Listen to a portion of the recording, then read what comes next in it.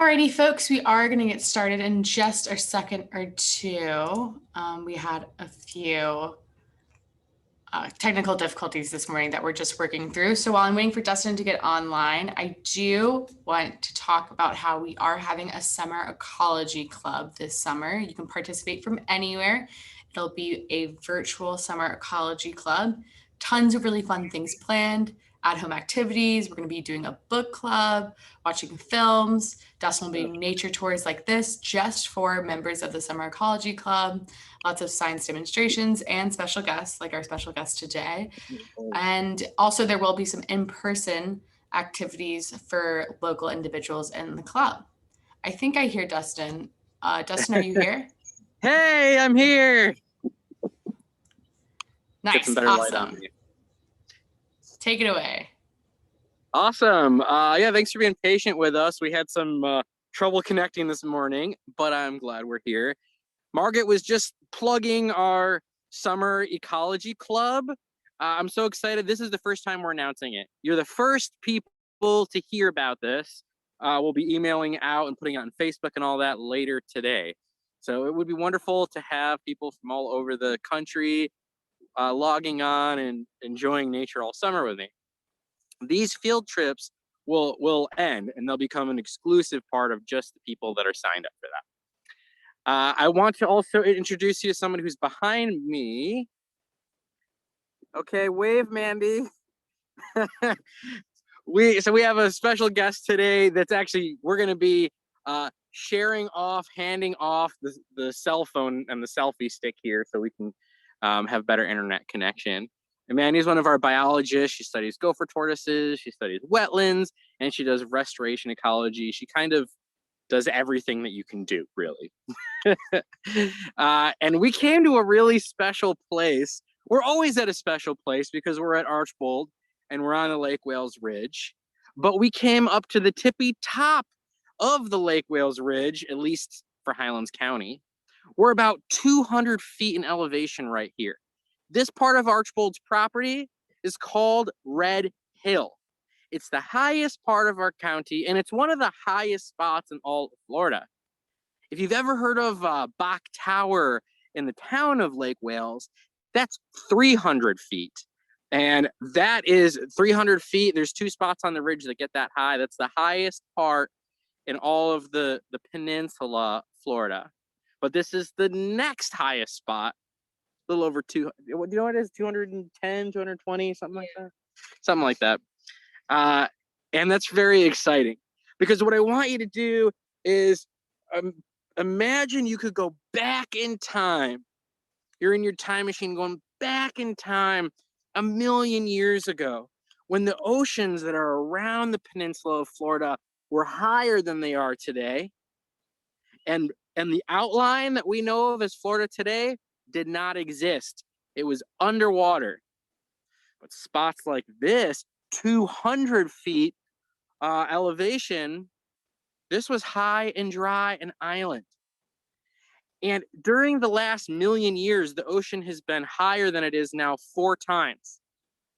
And if you go back even further than that, that keeps happening, these cycles of the ocean being higher than lower, higher than lower. So the Lake Wales Ridge, this little sandy spine in the middle of the state, has sometimes been an island, sometimes not been an island. And there's other ridges around it too. That means that it ended up with some very rare species, particularly of plants, but of some other things too.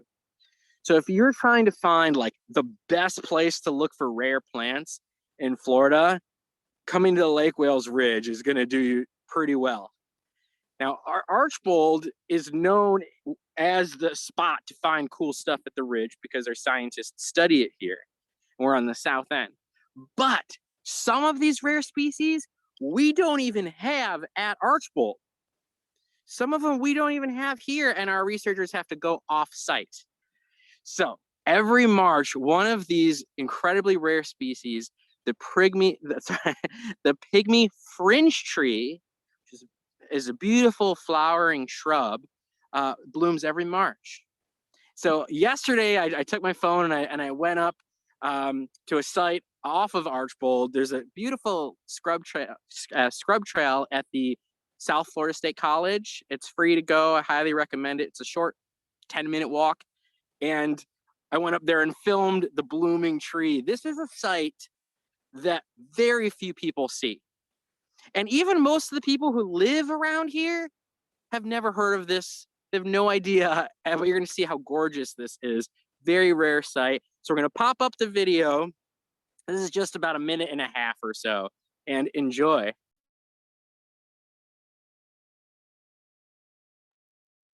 Mr. Dustin here from Archbold Biological Station. For those of us who live on the Lake Wales Ridge, every March brings something very special. It's the annual blooming of the Pygmy Fringe-tree. That's what's right behind me here. I've got my nose right up close to the flowers here, and I can tell you, they smell so good. Oh my gosh. Let's get a little bit closer with the macro lens. One of the things that I love about nature is that everything is connected to everything else. First, I was attracted to these flowers on the Pygmy Fringe-tree, but as I got closer, I started noticing that there were other things on here too, like this is an air plant. There's also lichen growing on here. This is part fungus, part algae. I found a spider web with a little spider on it. There's a grapevine clutching onto this for support. And on the grapevine, there was a little shiny beetle. Look at him here going onto my hand. Let's see. Yep, now he's gonna fly away.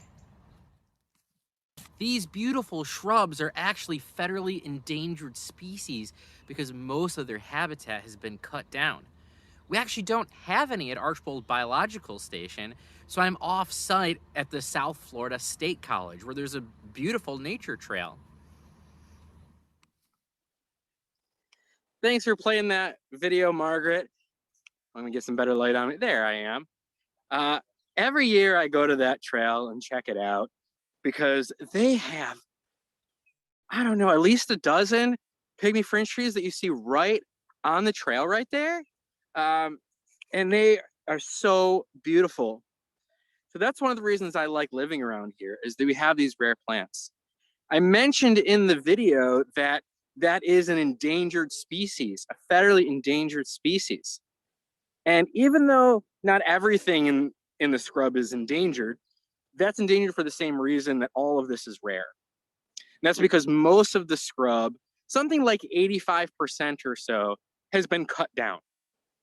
And you might say, like, what? How could it get cut down? Well, my house is at a spot that used to be scrub. The roads, the businesses, the parking lots, the orange groves, all of that in this part of Florida, not all of it, but a lot of that in this part of Florida used to be this beautiful, rare, special habitat. So one thing that we think about at Archbold is conservation, which I like to just say is thinking win-win. Thinking win-win. How do we make sure we have what people need for us to be, happy and healthy and thriving and prosperous? But how do we also make sure that nature has what it needs to be happy and healthy and prosperous? Not an easy thing to do when you've got 21 million people living in Florida, but if we can use science and do a little bit of planning, we can help with this kind of thing. So yeah, Pygmy Fringe-tree, if you are anywhere near here, take a drive, this coming weekend, go up to Avon Park and check out that trail. Okay, moving on. When I think about the scrub and I think about all this rare stuff, what immediately comes to mind for me is fire. That is what maintains all of this on this old sand island. It's fire.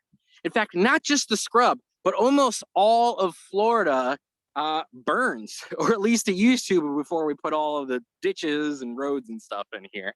The habitats in Florida burn because there's so much lightning. Florida is the lightning strike capital of North America. And today we don't want lightning to strike and start a fire and burn our houses down. So we have teams of trained people lighting prescribed fires where they can make sure the wind is doing what it needs to do, make sure they know what direction the fire is going to travel. They have all kinds of cool things, ways they can help control where the fire goes. And that is so important because things like the Pygmy Fringe-tree, they need scrub. Let me show you a little evidence right here of a fire we did a few years ago. This one was 2017. And you can see here, oh yeah.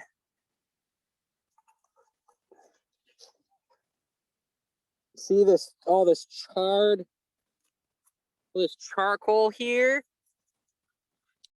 This was part of a pine tree. See, there's a pine tree right behind me there. And this area is actually part of a big restoration project. I'm just gonna take my glasses off. This area is part of a big restoration project with fire, and I'll let Maddie talk a little bit more about that. But when you are walking around in different Florida habitats, keep your eyes open for evidence of fire. There's not a lot of dead wood in the scrub because of fire. So if you do find something like this, it's a nice find because wood doesn't last forever on the ground here because then the next fire burns it up. I've got that pine tree behind me and you can see that it's alive. See all those nice green happy needles up there? But if I come down to the base here, you can see evidence. I don't know if it's in too much shade, but you can see evidence where it's all charred. It's all charred down here, and right here it's all black here. So even though the fire killed some of the trees when we put it out over here in 2017, even though the fire killed some of the trees, it didn't kill all the trees. And this kind of tree particularly, it's called a slash pine, is really well adapted to deal with fire. This flaky bark that it has on it, the outer layers can burn up and the rest of the tree is protected. It's pretty amazing. So when I talk about fire out here, you might worry like, are you gonna kill everything? No, these plants have all kinds of ways of dealing with fire. Some of them, it's that they will have special bark like this. Notice this tree also keeps its branches nice and high so the fire can't reach those high branches. Other plants, they have all the above ground part of their plant die, but then they pop right up from the roots. Some plants do die, but they've put out hundreds and hundreds of seeds or thousands of seeds, and then those seeds can pop up once everything's nice and clear. So that's a little bit about fire, and we're gonna trade off here. So Mandy's over here. I'm gonna give her my selfie stick. Hi, my name is Amanda. I've been at Archbold for 3 years now, and like Dustin said, it sounds like I'm a jack of all trades, but I am working in the herpetology / restoration ecology program. So that's why I end up working with gopher tortoises, but also working with wetlands and restoration work. On Red Hill, this area is very special because it's one of the only places of its ecosystem for very, very long distance. And we call it Sand Hill. And it was not burned very often. And the problem is Sand Hill likes to be burned every 3 years. So it just got lost and a bunch of trees overgrew. Let's see if you can see behind me here. The sun is very bright, but see all those tall trees behind me? That's what everything looked like. It looked like a deep, dark forest. And so we had to reintroduce fire to help bring back all of these rare species Dustin talked about that live in areas that are open and aren't covered with trees. So this side is one of our units. This side has been burned 3 years. And I'm gonna do a Dustin. You can see, you can see there's tons of grasses in here. We've got Palafoxia. We've got other native forbs popping up here. Lots and lots of food for the species we want, which include gopher tortoises, native rodents, and then the scrub jay also do really well when there's more food. This side over here is another unit. So we're standing on what's called a fire break between the two units, and we use that to control the fire and make sure it doesn't go where we don't want it to. So this unit, you can see, let me walk a little closer. This was only burned once. It had one really hot fire in 2017, and we've only burned it once. And you can see it is still, we call it in the process of being restored. It's almost a wall of oaks here. The oaks will need a couple more fires to help knock them down so that they don't cover as much, and the native plants underneath can get their sunlight and grow. And so we can see we've got these little plants growing here in the fire lane that once we knock those oaks down, they'll be able to grow in there and produce the food. We've got a little baby lupin right here. Can you see him? We've got baldwinus popping up here. We've got a lot of different plants that are popping up, and they're so ready to get into that unit and grow. And we just need to do, we've got another fire planned in the future. And over time, these plants will be able to come back in there, and this will look more and more like this sandhill that we're shooting for. Here we go. We're gonna swing around. We're trading off. Hey, that worked pretty well. It's our first time trying anything quite like this. I wanted to highlight one of the flowers that's blooming right now, and this is called the Sky Blue Lupin. It is, well, let me get down here. This beauty right here, gorgeous, gorgeous flower.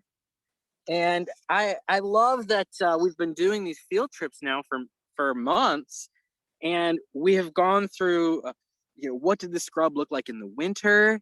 And then now as we transition into spring, now that we're mid-March, we're starting to see these flowers, these, late winter, early spring flowers pop up, like the lupin, like the pygmy fringe-tree. The last couple of weeks have shown some of the other things too, like some of the blueberries have their flowers on them right now too, and then they'll have their tasty blueberries when June comes. I do have my macro lens on, so I can't wait. I haven't practiced this one. I can't wait. I want to look up close at the flowers, but also the leaves of the lupin are very fuzzy. So I'm curious to see what they look like with the macro lens. So let's turn it around here and take a look. These tubular, beautiful, they call it the Sky Blue Lupin. Kind of a little bit purpley, actually. Gosh, beautiful, beautiful. Ooh. There we go. What pollinators come to this one? It has insect pollinators, but I actually don't know what specific species are coming to these. I don't know. Maybe Mandy will know. Can you see the fuzziness? I mentioned the fuzziness. There's a leaf or a flower that's just opening up, and you can see, wow, look at the fuzziness on the, I think it's the sepal below it there. Oh my goodness. Let's take a look at just one of the leaves, because yeah, it looks like, you know what that looks like to me? It's like rabbit fur. Getting my shadow on there. Maybe I can get on the other side. Get my shadow out of the way.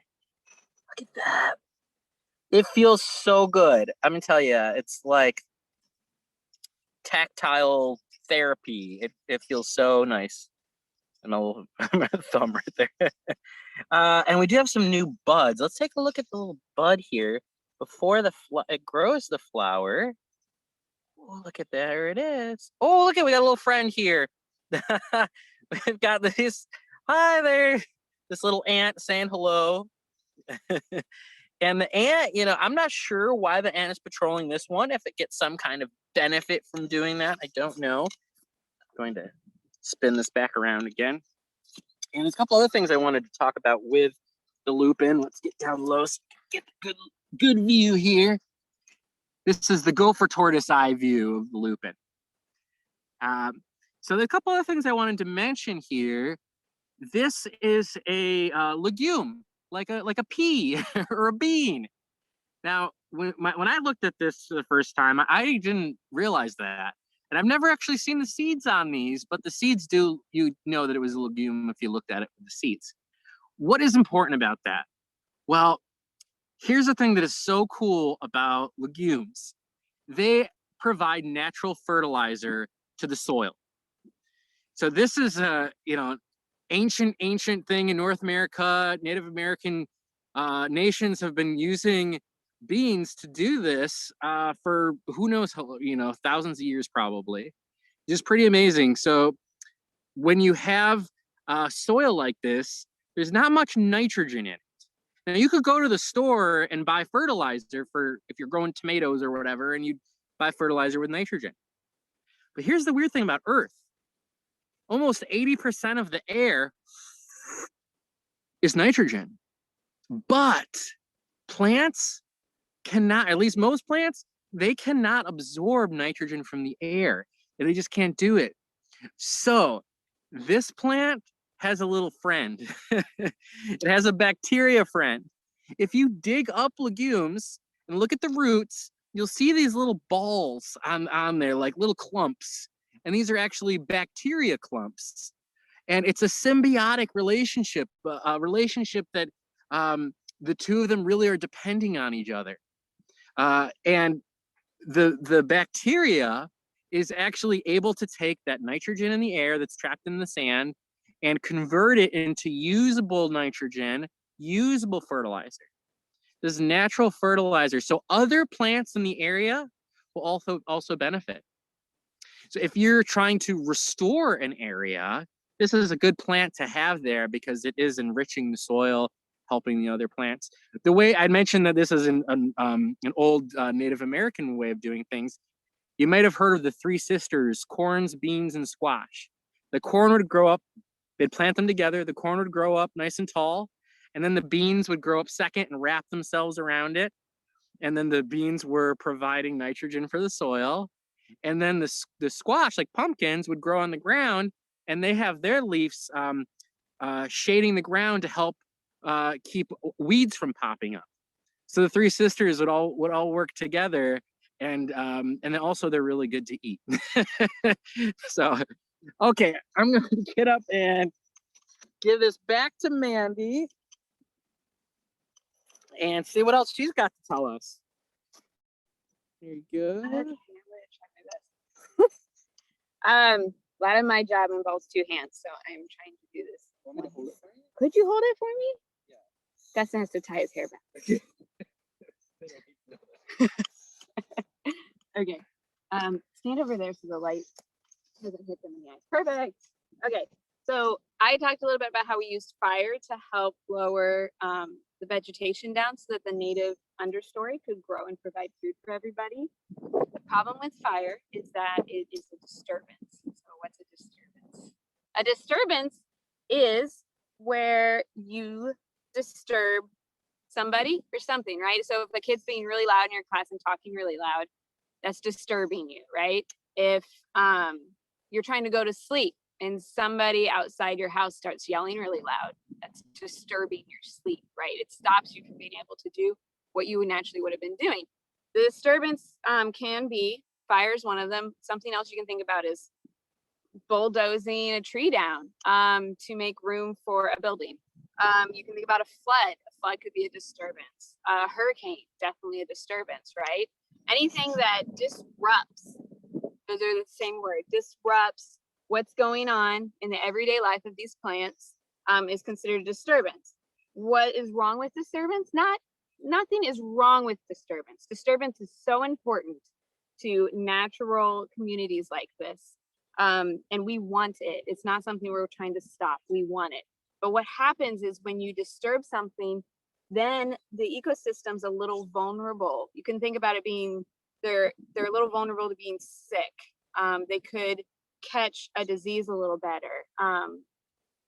So what we struggle with, the diseases that ecosystem gets most of the time are what we call invasive plants or non-native plants. Those two words mean slightly different things.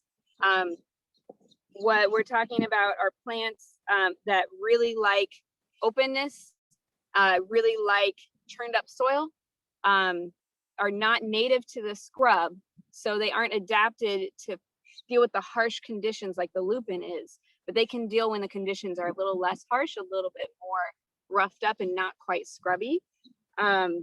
These are what we call invasive plants. They are plants that were not part of the historic scrub ecosystem. They have come in with human introduction most of the time, but also they can hitchhike on deliveries that we get from all over the world. They can be hiding in a bag or in a pot, and then that pot goes on someone's porch, and then the seed can pop out. And if it finds a healthy place to grow, it can start growing. Now, because something's non-native doesn't mean that it's bad, right? There's a lot of non-native things that we have that we enjoy having here. When they become bad, they have to have 3 characteristics. And this is what I'm going to talk about real quick, and then we're going to go back to Dustin. For something to go from being non-native, which that's just what it is, it's non-native to the scrub ecosystem, to being something that we would classify as noxious or exotic or invasive. Invasive is the top step of labeling for these plants. Is they have to, number one, they have to outcompete all the native plants. Number 2, they have to, okay, so first off, sorry, I'm so sorry. They have to outcompete the native plants, and there's 3 ways that they do this. Number 1, they produce so many more seeds than a native plant would, right? Let's see if I can get this in there with my hand. Perfect. This is called hairy indigo. It is also a legume, but it's got more seed pods and it's got more seeds than the lupin does. This plant will produce 30,000 seeds in 1 year. And where it's native, it gets cold snaps and it dies back. It's only supposed to grow 1 year. But here in Florida, we don't get cold enough. It grows all year long and it never dies. So it's producing 30,000 seeds a year, plus one plant keeps living. So it does that multiple times, as opposed to where it would have naturally lived. It would have been knocked down by the cold. The second thing is it can go from being a baby to producing seeds faster than a native can. So let me see, Dustin, if I can do this. Here we've got a pretty little lupin, and what it's surrounded by, all of this is a non-native grass called Natal Grass. Okay. And I use the word non-native because we don't know that it's bad yet. But let me tell you some information researchers found. This plant can go from being a little tiny baby. Here's a little baby. It can go from going from this to this and producing its own babies in 6 weeks. That's 2 months. So you can go from having one plant to having 50 plants in 2 months. So over the course of the year, you go from something that looks like this. We've got one little Natal, one little lupin, to at the end of the year, it looks like this. We got a lupin completely surrounded by Natal. If we give it another year, the lupin won't be getting any sun, the Natal will have crowded over it, and the lupin will end up dying. So because of that, we have to do some work to try to help our native vegetation come back after we introduce fire. And that's another conversation we can have later. I have one more point. You guys remember I said 3? I said number 1, it produces more seeds than a native. Number 2, it can produce seeds faster than a native. And the number 3 reason is that it is harder to kill than a native. That is related to how the plant grows. So most of we have plants that have both underground roots and are just in their base. So a lot of our oaks, I don't know if Dustin's talked about the oaks. Not today. Not today. Previously we talked about the oaks. So if we looked right here, all of these oaks look like a bunch of plants, but they're all probably the same plant. They're all related to each other, and they're connected by roots under the ground to each other. So what would make that hard to kill is if we treated this oak thinking that we killed this oak. It's actually still living over here, and it'll keep popping up all over the place. We have a plant like that right here. I lost it. Here it is. This plant is called torpedo grass. Torpedo grass grows with an underground root system. And what it will do is it'll keep growing and growing and growing and growing. Here's its root. And it just sends this little tiny sprig up. So the problem is it'll get into a whole area of very nice native grasses. And then it'll just pop up little tiny sprigs. And if you try to just pull it out of the ground, it'll break and the root's still there and it'll come right back. So that makes it really hard to get rid of without hurting all the native things.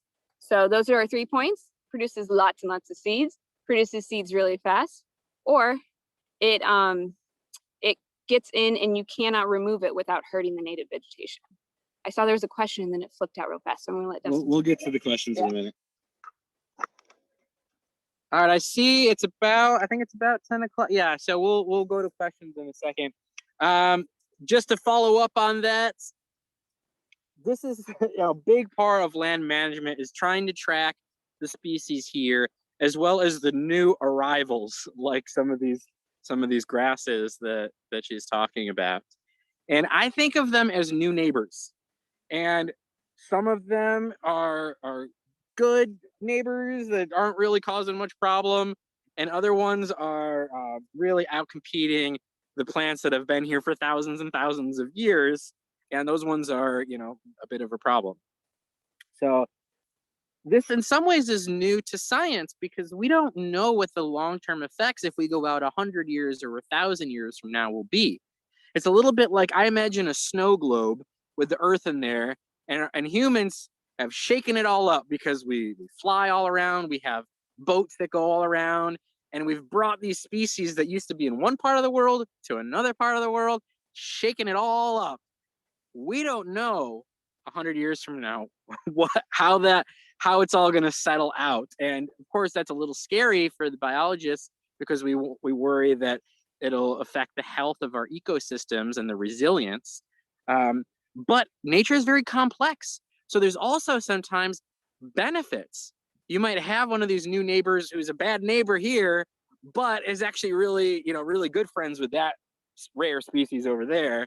And it's all very complex. So I love that part of it. There's the good, the bad, and the ugly. Okay, well, we are going to go to the question and answer part. And because we only have one phone, I'm not exactly sure how this will work. I guess we'll keep passing it back and forth. But Margaret, I saw there were some questions coming in there. Yeah, absolutely. We have a few different questions. The first one I'll start with is for Mandy, if you want to pass over the phone.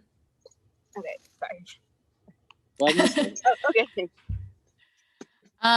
So the question is, if nothing has evolved to eat a non-native, is it also kind of, in quotes, isn't doing one of its jobs in that ecosystem? Can you read that again? If nothing has evolved to eat a non-native, is it also kind of not doing its job in that ecosystem? I think it's saying, like, is there a way that the ecosystem would be able to regulate a non-native? Yeah, that is a great question. And all of these questions are going to be a yes and a no. Yes and no.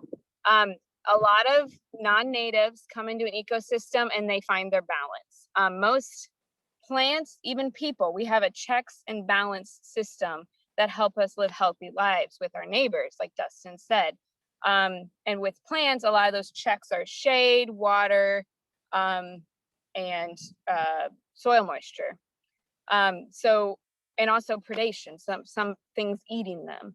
So what happens a lot is non-natives will come here, or they'll get transported here. They don't come here willingly. They get transported here. They establish, and there is somebody who'll eat it, and it's got a nice check system, and it just incorporates into the ecosystem, and it does not try, I'm sorry, I'm personifying these plants. It does not cause any detriment to the ecosystem services, right? The way the ecosystem runs around. There are plants though that come in, and they might not be a problem to begin with, but then something might happen, like a huge disturbance, like a hurricane. And then the native plants would naturally come back over maybe 20 to 50 years after that disturbance. But the non-natives that were happily functioning in the ecosystem with good checks, the check may have been shade. And so now there's no shade. Those just outgrow and they take over, and then the natives can't come back from the hurricane because they're being outcompeted by shade. So there's both. I'm not going to go into that. Okay, that's good. Our next- Before we go to the next question, just to follow up on that, do you notice how difficult it is to have the right language to talk about invasive species? You notice that Mandy like stopped herself and she's like, oh, I'm personifying these. Personifying means that you're talking about something that's not a human like it's a human. Like sometimes we talk about our pets like they're humans, or sometimes we talk about plants. A lot of the language around invasive or native species sounds a lot like how we talk about people, and not in a good way. You know, sometimes it sounds like we're really judging these plants, like they've come here to invade. And sometimes that's how we talk about people too, which is not a good thing. Scientists and educators, we're aware that this is a problem, and we're supposed to not personify plants. We got to get better at this. You see how hard it is to talk about this, because it is important. It's about the health of the ecosystem, but at the same time, we don't want to judge the plants or the other invasive species. They're just doing their job. They're just living their life. They're not trying to hurt anything. Okay, all right, next question. Another question, which I probably feel like will be for Mandy, but how do you go about identifying new plants that you come across? Maybe some that you haven't seen before on the property. Okay. Also, I just want to mention, you probably aren't picking it up on the microphone, but there are scrub jays hanging around us, and I've just been hearing them making their different calls. There's a call that only, and if you don't know, a scrub jay is a rare species. It lives only in Florida, lives in the scrub. And the adult females have a call that sounds like this.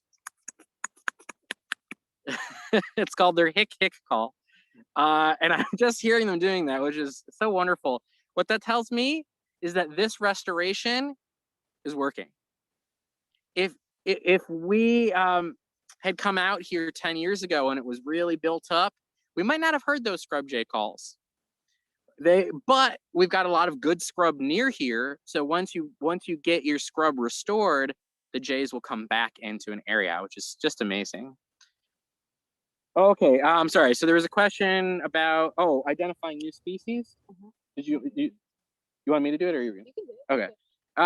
We have a list of species at Archbold. It's what is it, 500 or something plant species, and we have mammal lists, and we've got all the lists. We've been here for 80 years now, so we've got lots of lists.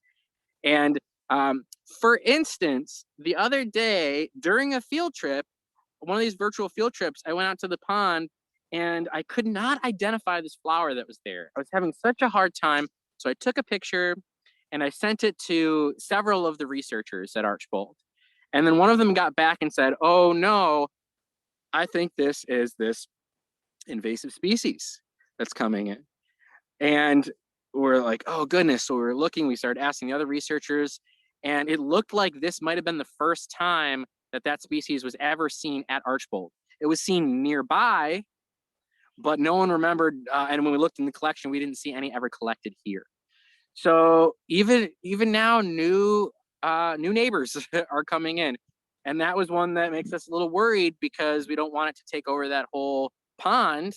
And so I'm not sure what's going to happen with it, but we're paying attention to it. Maybe we'll try to remove it. We'll see. Mandy will be part of all that. Did you have you seen it yet? Yeah, after that, she went out and checked it out at that site. We looked at the fire stage, the number of leaves it had, and how it was. Oh yeah, so in terms of IDing it, so there's one thing is just having the lists, but number two is IDing. So you can look at the shape of the flower, the height of the plant, the shapes of the leaves. You can buy books on how to identify plants, or you can use the internet too. There's all kinds of different distinguishing features for a species. So sometimes species will look very similar.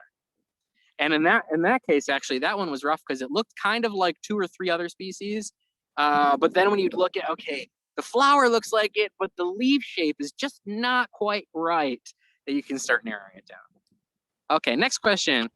And I want to point out really quickly before we move on, if you can see Mandy in the background weeding, a lot of the reason why these projects are successful is because we have scientists like Mandy who, even when they go up to Red Hill to track tortoises or look at scrub jays, they're constantly grabbing invasive species, weeding things out. It's just a non-stop process of trying to monitor because it really is such a difficult task.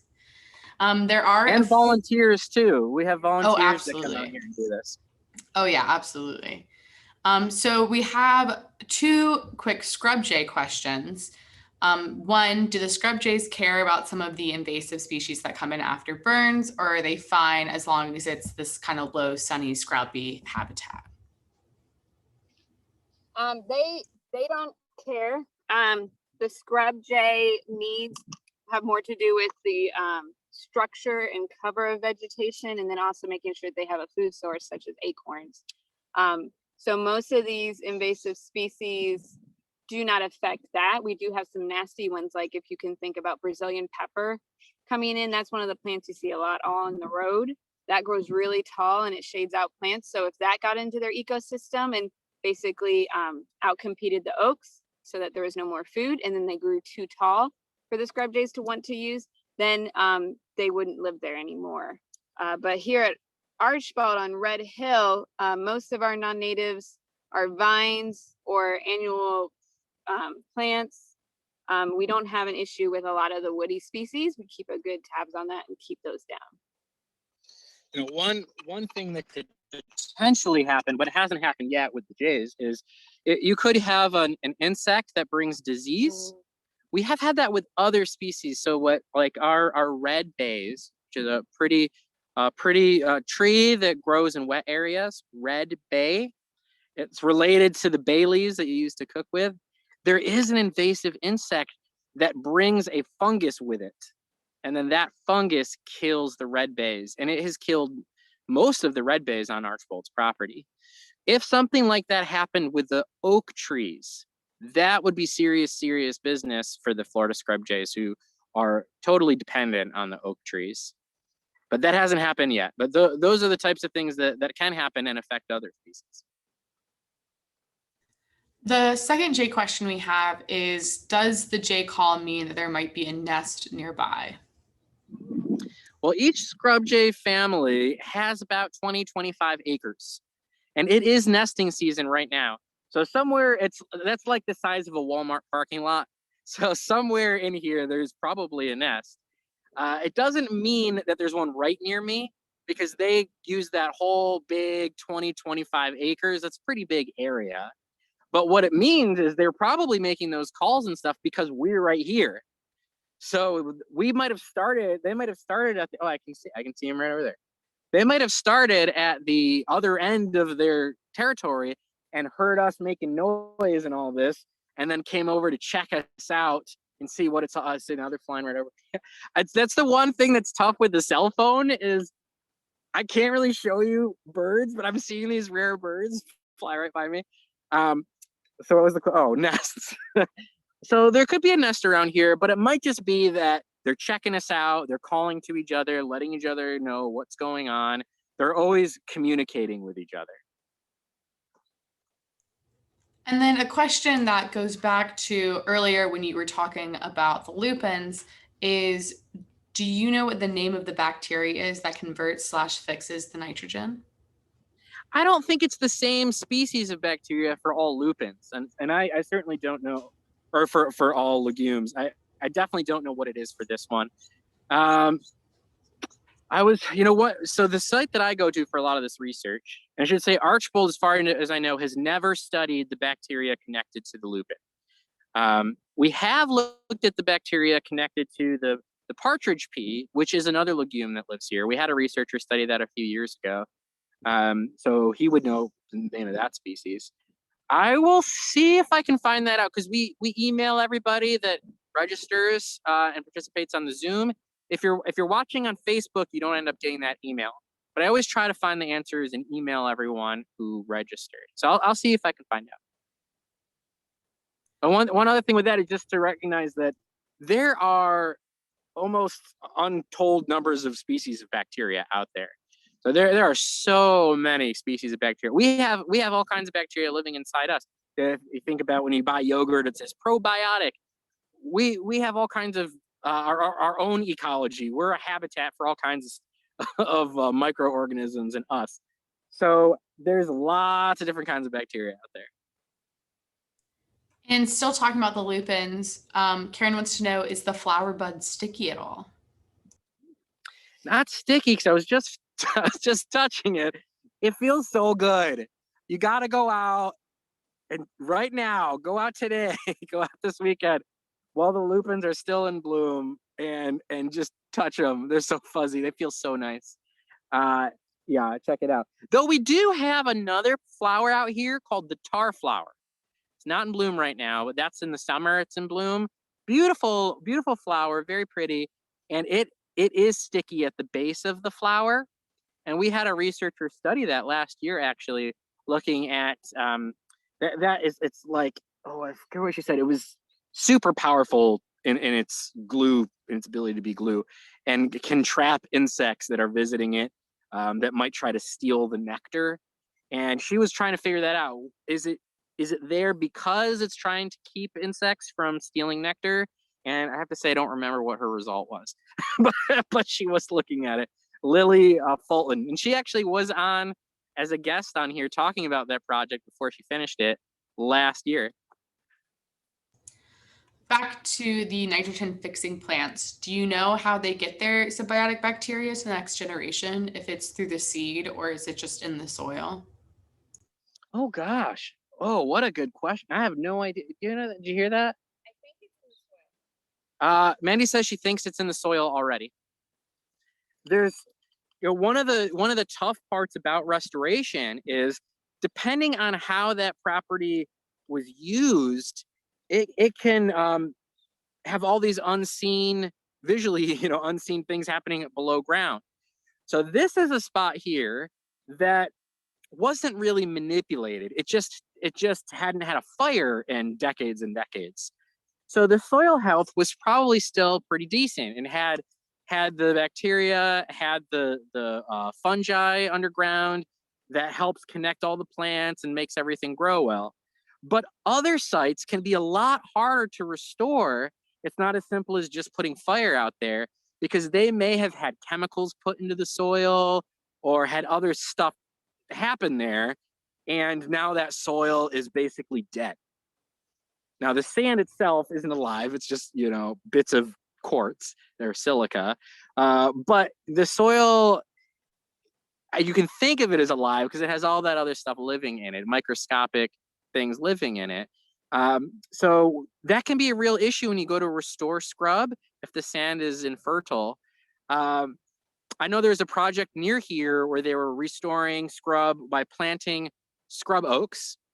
And the first year that they tried, the scrub oaks didn't grow very well. A lot of them died. Like, I think most of them died.